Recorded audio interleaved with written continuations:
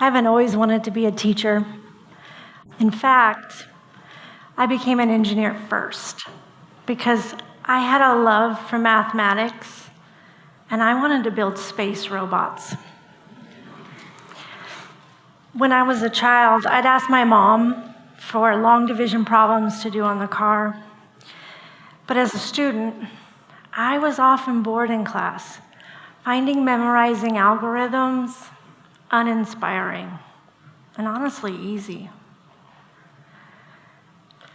It took me many years to understand a lot of the math concepts until I had to teach them, because I had always just followed along as a good student.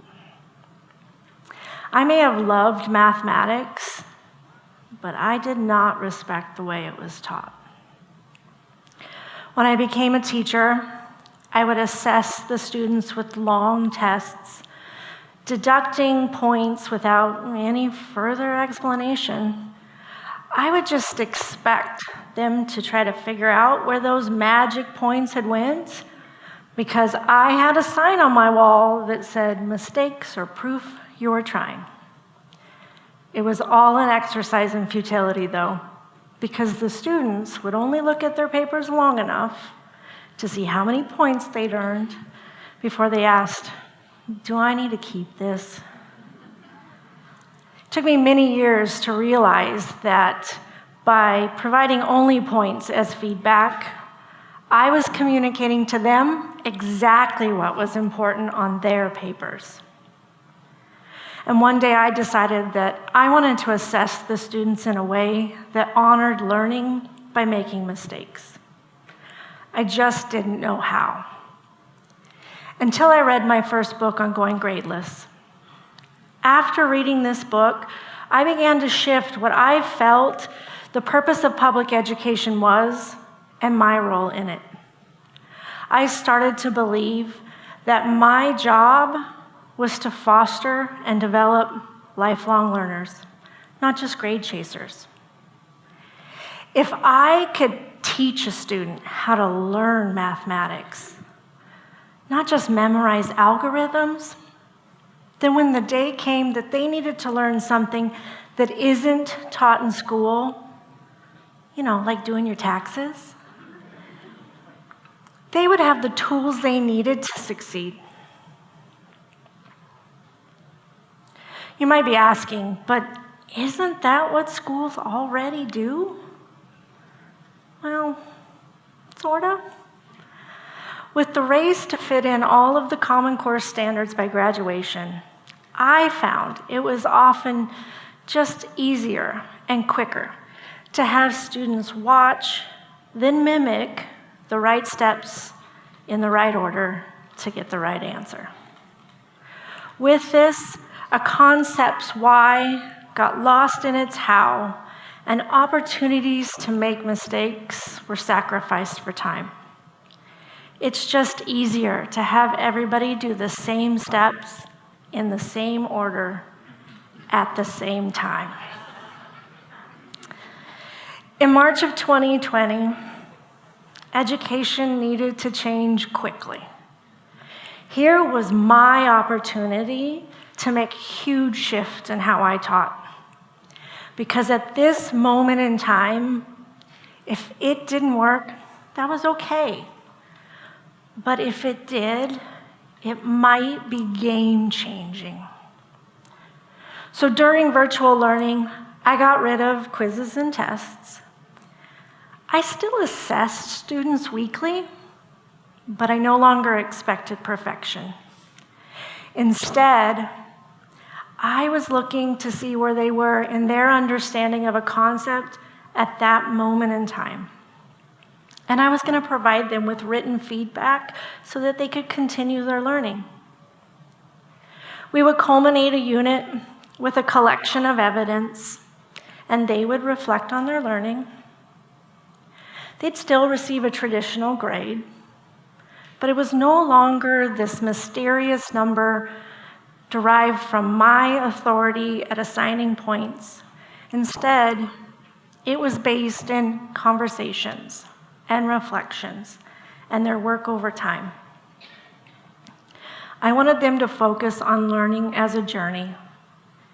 It doesn't matter if you go from Spokane to the Tri-Cities on the way to Seattle. As long as you make it to Seattle, you don't have to take the quickest or the most fuel-efficient route for it to be the right route for you to get where you needed to be. That first year was a learning experience for both me and the students. It was a whole new world to not have to worry about how many points things were worth or what percentage each student was earning. Instead, I was able to look at what kind of mistakes they were making and provide them with opportunities to learn from those mistakes. The students who had always been good at cramming for tests and collecting all the points, the ones who are good at playing school,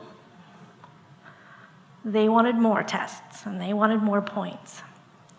However, the students who had always been frustrated with not being able to go back and show that they had continued learning were excited to get the opportunity to make revisions and continue understanding things. Since that virtual year, I've also revised how I do things in my class.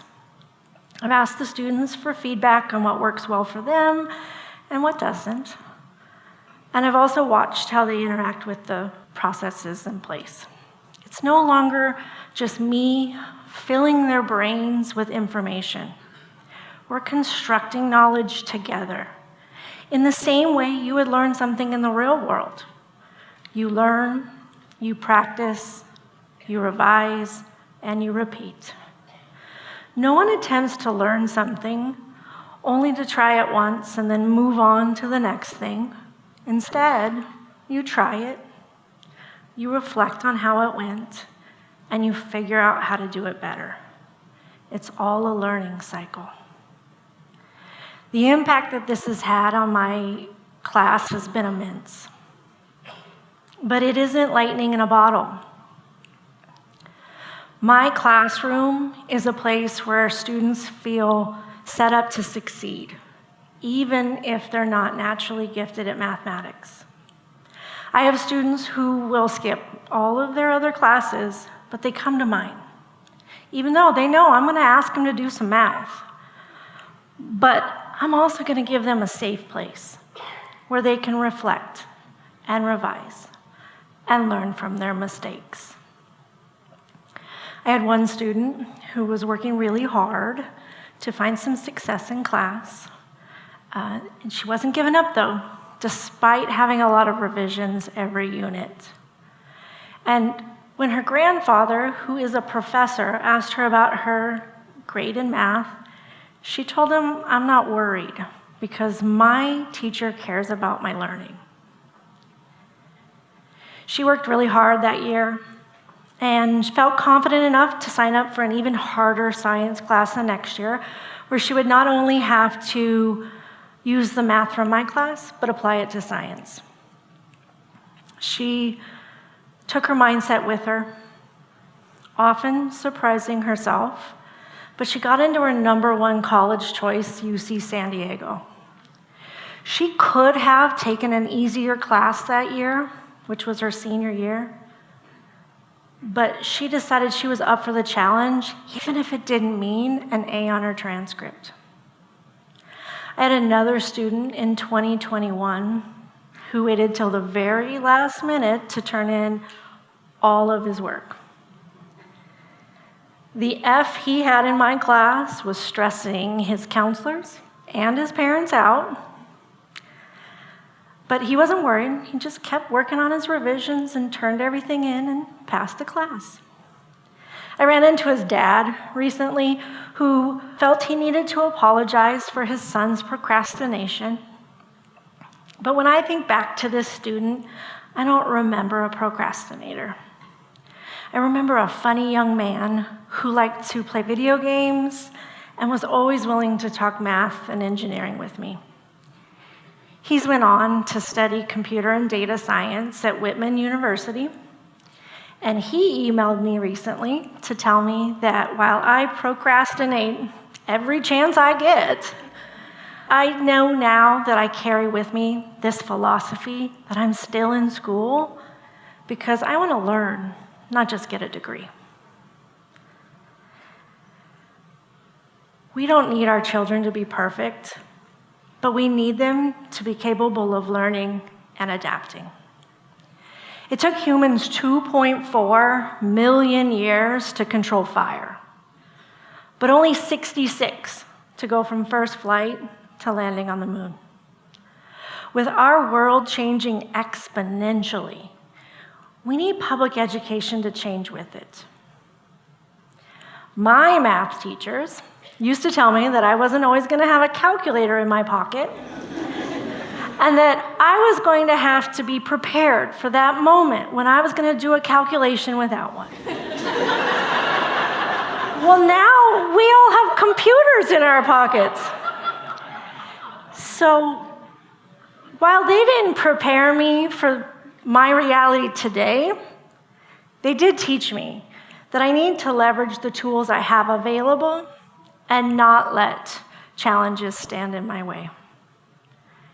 We don't know what the world or the workforce is going to look like for the students when they graduate, but we can prepare them by creating lifelong learners, by showing them that mistakes aren't closed doors, but opportunities to learn. We'll prepare them for all of the unknowns of the real world. So I challenge you to leave here today to not only inspire in the youth around you to stay curious, to ask questions, and to learn from your mistakes, but to also adopt that mindset for yourself. Thank you.